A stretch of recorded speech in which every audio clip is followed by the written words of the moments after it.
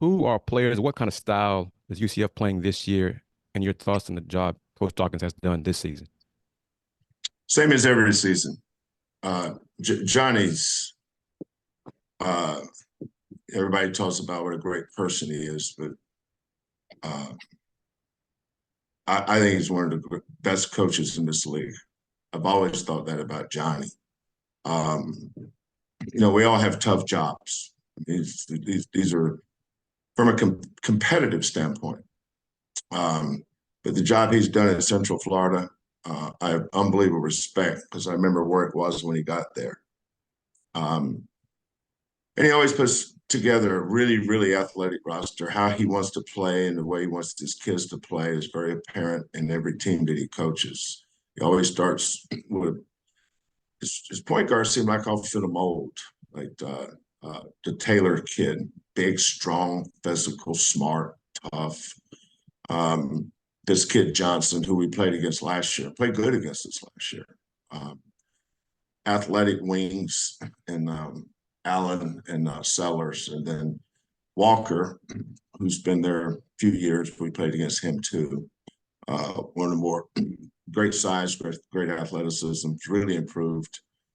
And then they always have a big kid in the middle who's athletic and can protect the rim. He's got good depth off the bench with Avery, Payne, and Langford. They'll bring in the Silla kid. Sellers has kind of been their leading scorer, but I think the most valuable player is Johnson. Allen's a kid that can get it going.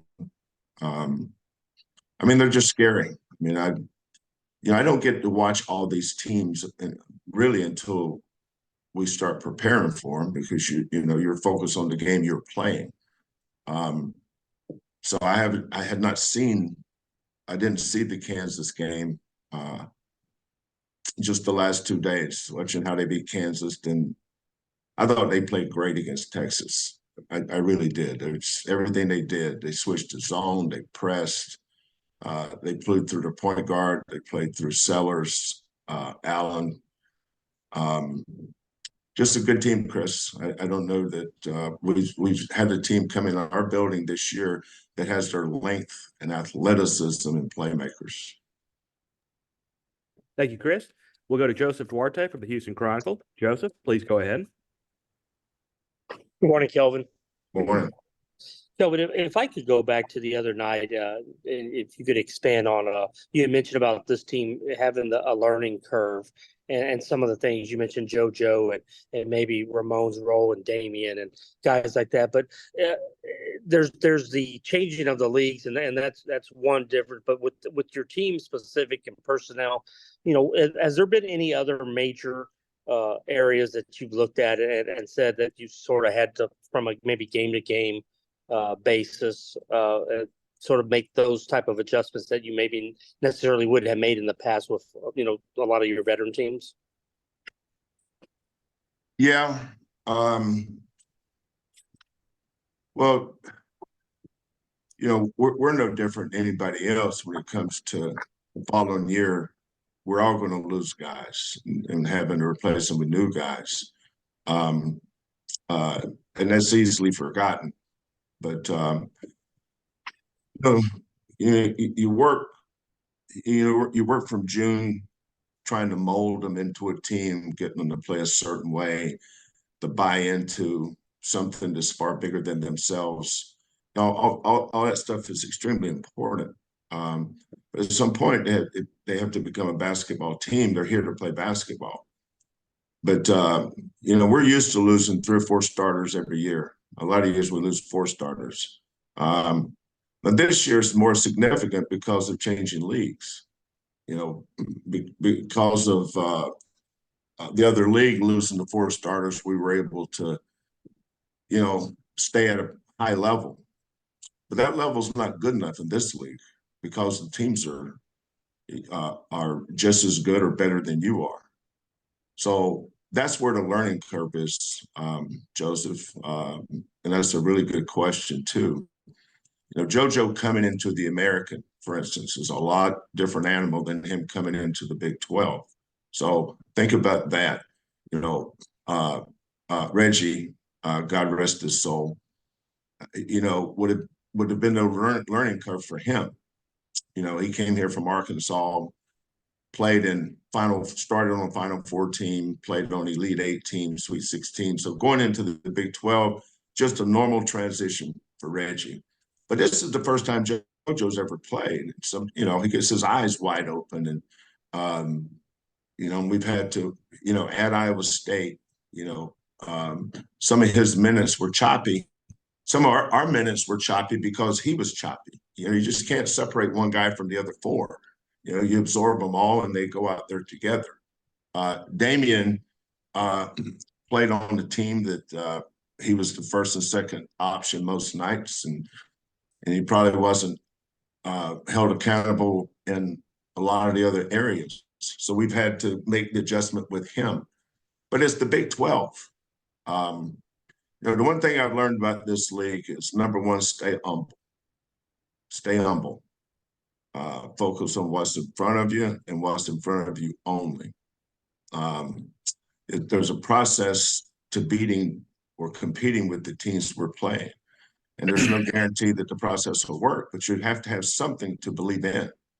And then you've got to keep working to get better. Sometimes when you win as much as we've won, a lot of our mistakes maybe didn't get, or a lot of our weaknesses didn't get exposed. But therein lies the learning curve. You know, we had a one possession game twice on the road. And the thing that jumped out at me is, you know, Hilton Magic is real. You know, playing at Iowa State, I mean, that's one of the great venues, I think, in the country. I thought that way when I was in the Big 12 for 12 years, from 94 to 06. TCU, the job that Jamie's done there and the environment that they had, and then we're playing with all these guys in that environment. You know, JoJo's just going from Cy Falls to the Big 12. You know, TCU didn't have any freshmen. You know, they may have the oldest team in the league. But Jamie knows how to coach in this Big 12. He knows how to build his roster in the Big 12. You know, there is a learning curve. And what we're trying to do is win while we learn. But I'm also proud of the other American Athletic Conference teams. I'm really proud of Cincinnati. I'm really proud of Johnny in Central Florida. You know, those programs have made the transition and have performed at a high level, and we're trying to do the same thing. Thank you, Joseph. We'll go to Chris Baldwin with Paper City, Houston. Chris, please go ahead. Hey, Kelvin. Hey. Jamal talked the other night about JVA almost being too hard on himself sometimes. How do you sort of deal with a player who internalizes mistakes like that?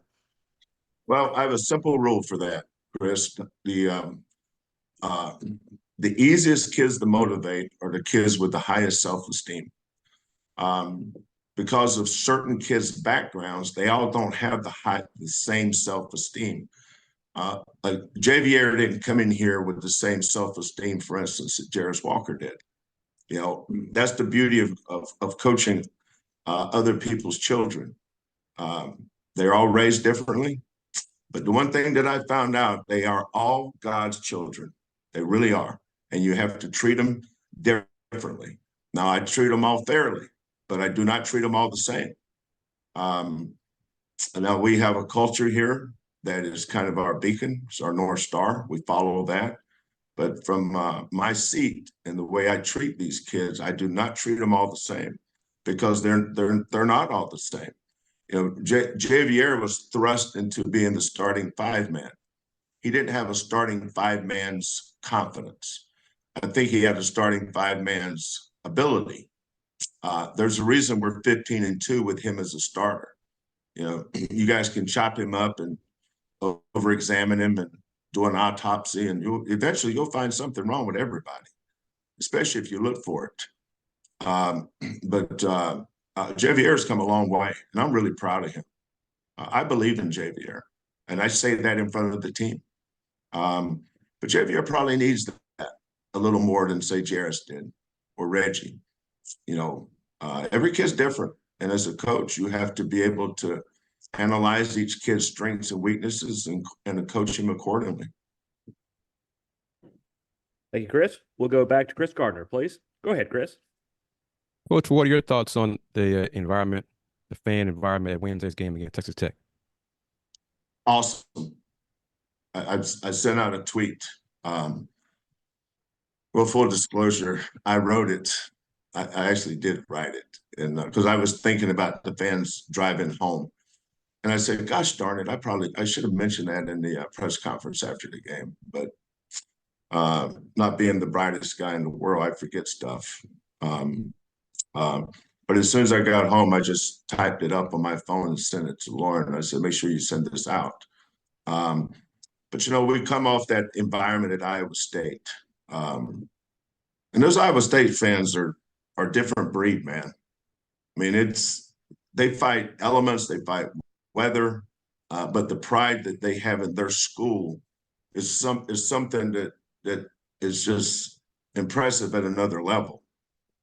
There's a lot of schools who look for a reason not to show up because of the weather. That doesn't bother Cyclone fans, and that really kind of is your hello moment to the Big 12, because that's our first road game, and it's, you know, snowing, and I can't remember what temperature it was, 10 degrees something, but it was cold. The place is almost packed, and then we turn around and, you know, we lose a tough game to a really, really good defensive team. And then we turn around and go to Fort Worth, same thing. Really, really good team. Environment is crazy. So when they come here, Chris, let's show them let's show them a little Cougar pride. And I could not be more proud of our fans. But, you know, I've been proud of our fans all year. That place has been a home court advantage for us every year. We cannot have the success we have without our fans, and they've showed up and they've showed out, and I'm very proud of, and I'm very appreciative of our fans. Thank you, Chris. We'll go back to Chris Baldwin, please. Go ahead, Chris. Calvin, that sense of knowing when you need to pull, you know, a player like Jamal aside, is that something you get better at as a coach over the years? Is it an instinct you sort of always had? How does that sort of develop, and how do you notice when you need to do that? I don't know that you learn it as much as you sense it. I have a pulse on all our kids. For instance, when I walk into the gym every day, I start taking their temperature. You know, I not literally, but figuratively.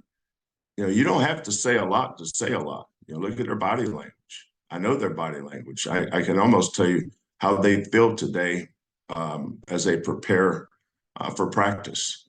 Sometimes you have to go, you know, and that's why one reason why I like to stretch is because they're usually, you know, in a group, and I can go to each one and ask him how his day went, you know, how his classes went. I usually know when they have a test. I usually know how their academics are, because the way we divide up academics in our program, each assistant coach is responsible for either 3 or 4 guys. And I try to rotate that because it helps us build internal relationships, which is critical, especially in this day and age of the transfer portal. And so they usually say, well, and Coach Ramon had a history test this morning and he scored 88. So that gives me some ammunition to go talk to Ramon with. Or JVA missed an assignment. It's different kind of ammunition, but ammunition that I can use with him. But, you know, personal relationships is what drives this business. Trust has to be both ways. I have to trust them, but they have to trust me too. And if a kid knows that you love them, that what they do in their life away from basketball is important to you, and they don't know. These kids are extremely intelligent. They know. Um, um, and then and only then can you help them. And that's, as a coach, is at the end of the day, is what it's all about.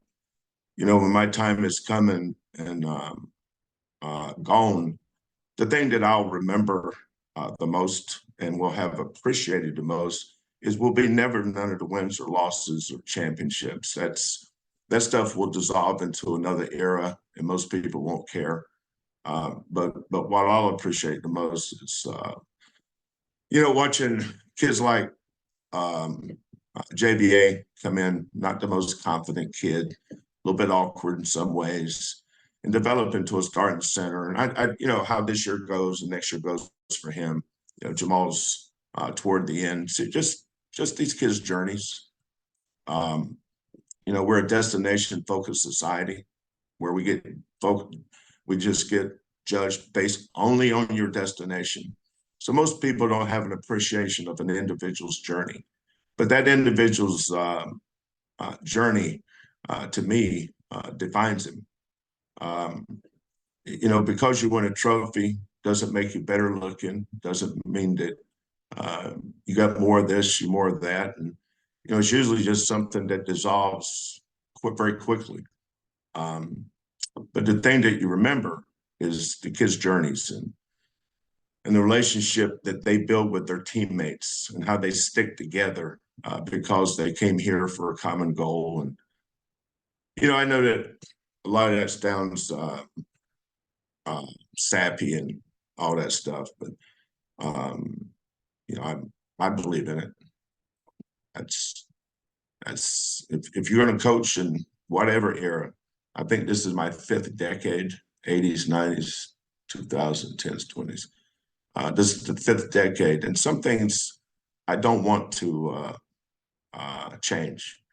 Now, I have no choice on the other stuff, but I do have a choice on the stuff that is important to me, and I think that's something that I hope that my assistant coaches, I don't know what they would say that they would learn from how I've done things here that they'll take with them. But I think the most important thing that they can take is respect each kid for who he is, understand who he is, and never stop learning from him. When coaches say, "Well, I've learned a lot from that kid," it may not be things that you would think. It's most of the things that I've learned from my kids that I've coached is how to do a better job for them, because you're constantly learning. Every kid has a different thing, and sometimes it's not always just basketball. It's knowing, if he's had a poor test grade or he had a family member die, broke up with his girlfriend. I mean, it could be a myriad of things, but you've got to know, they've got to know that what goes on in their life is important to you, and that should never change. We'll go back to Joseph Duarte, please. Joseph, go ahead. Kelvin, from your days in Norman, you were part of one of the best college athletic rivalries that there is, and I'm curious, if have you seen the situation with Rodney in the game the other night and the whole horns down? I mean, was that a thing back then, or is that social media driven? Just because there's cameras now and everybody's watching, the whole inverted Longhorn sign and stuff like that. Was that a thing when you were there? I mean, was that a big deal with your fans? Yeah. Are you kidding me? University of Texas has OU sucks in their fight song, for God's sake. I mean, look at their fight song. It says OU sucks. I think OU is the one that started the horns down.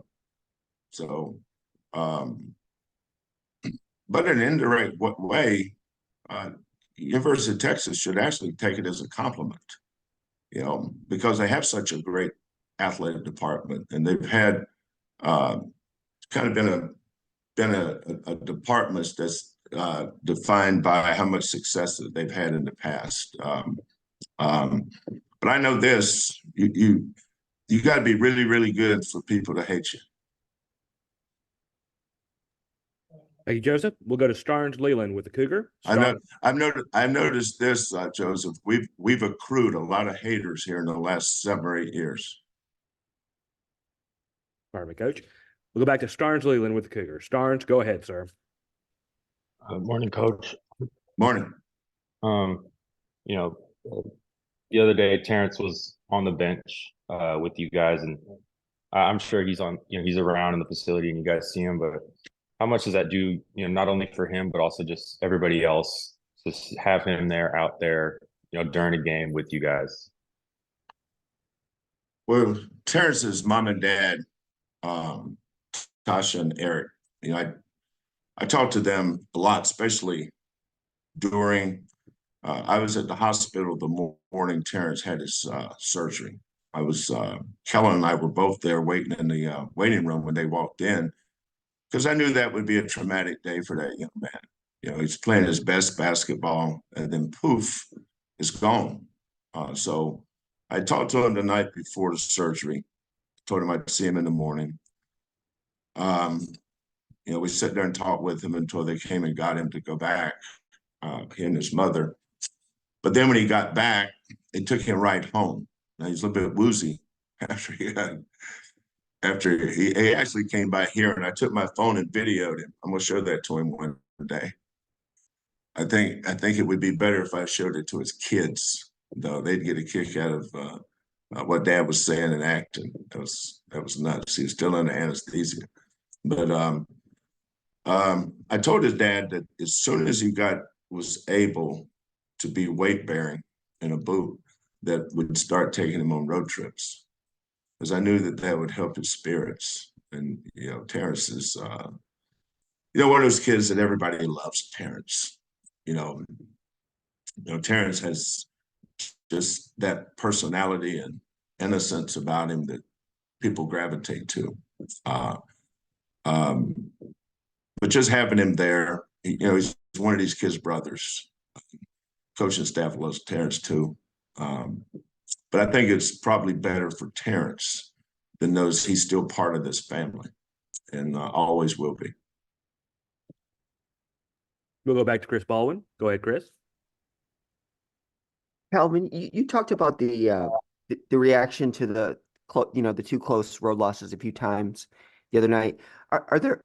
Is there more overreaction these days than like when you were at Oklahoma? Has it changed over the years, or is it similar, or how do you sort of look at it? No, it's similar. The better your program is, and the more successful you are, Chris, is a lot of times people have such an emotional investment in their program.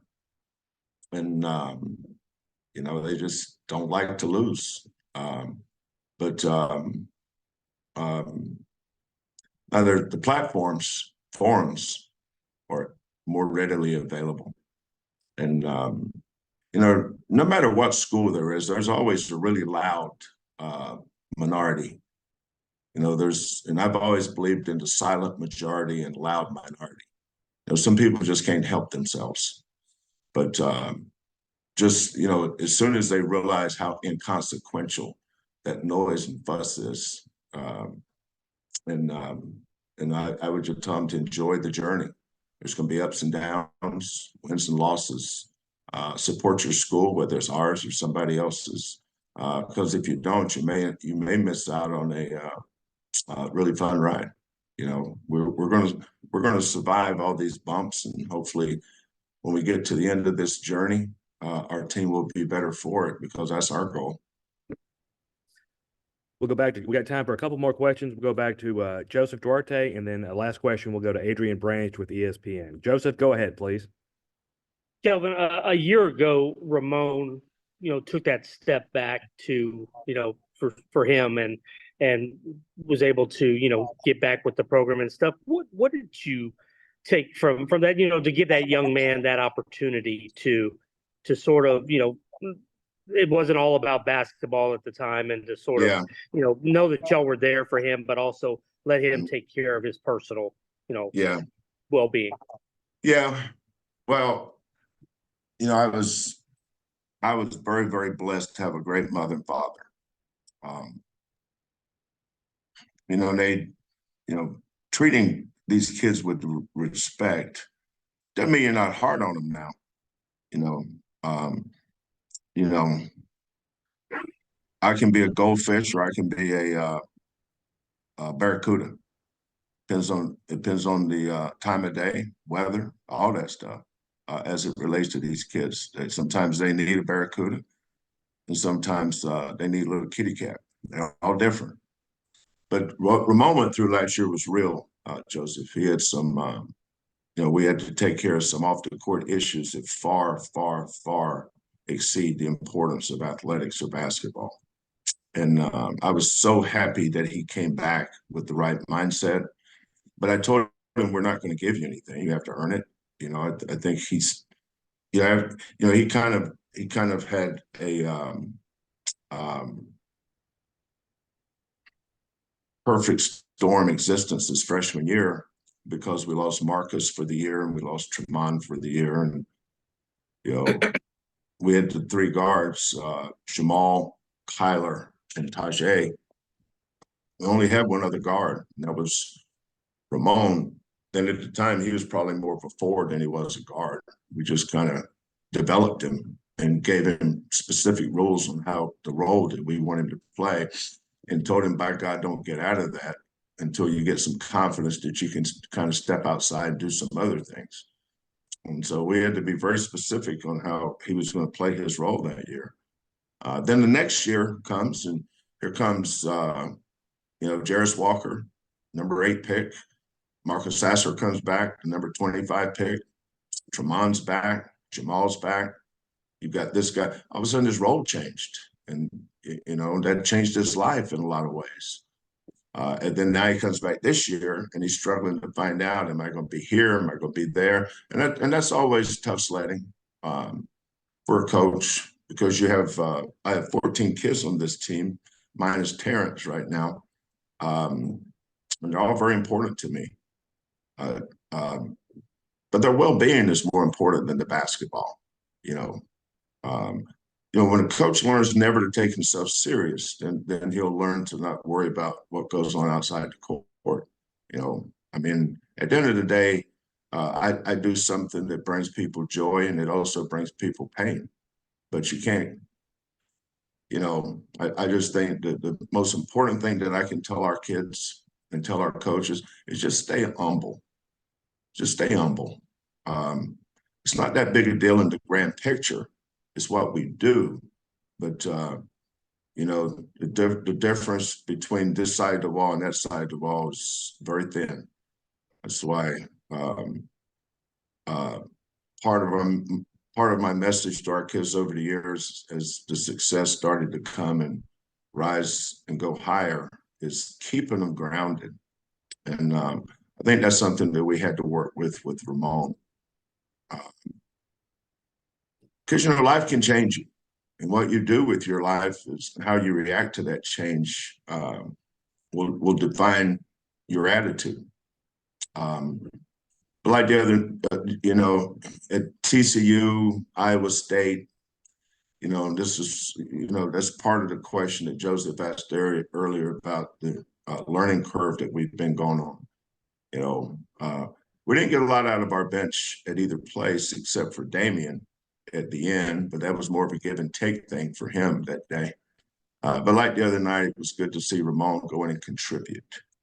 Yeah, I could just see his body language and how he felt about himself just skyrocket after the game. And then he came in yesterday, bouncing on his toes, and that was good to see. And hopefully he can use that those minutes he had the other night, which was very productive, and get some confidence and help us go forward.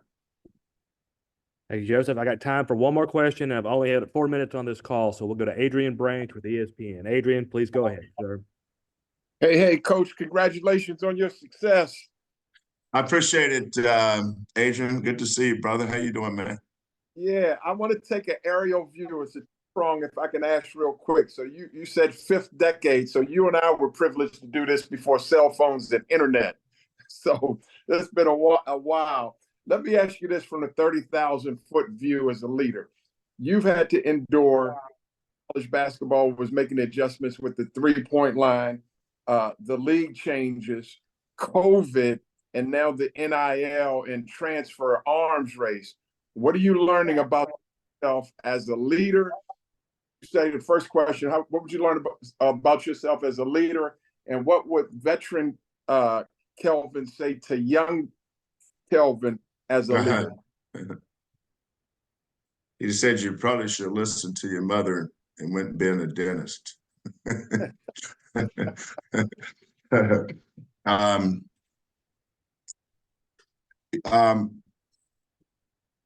when I first started coaching, Adrian, I wasn't very good and I wasn't ready. I just happened to be in the right place at the right time. But it wasn't because I was any good at anything. I just, I was 24 in October. I turned 25 in October, I think, but I got there in August. And by Christmas, I was the head coach. And I didn't have any assistant coaches. It was just me and that group of kids, and I have to go to motor pool and get the keys to the van. And they give me a card to use for gas. And I had this little money bag for expenses and all that. I was wide-eyed and bushy-tailed as the kids were, but I learned far more from them than they learned from me.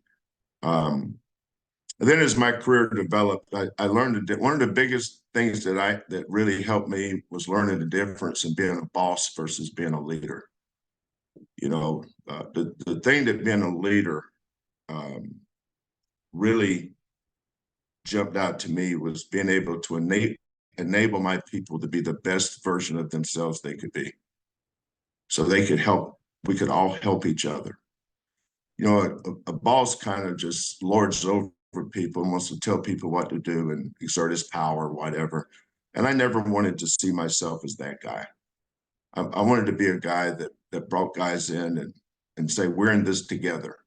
We're working together on this, and enable them and give them confidence and make people know how good a job that they're doing. And I think I was like, I don't know where I got that from. I don't know how it evolved.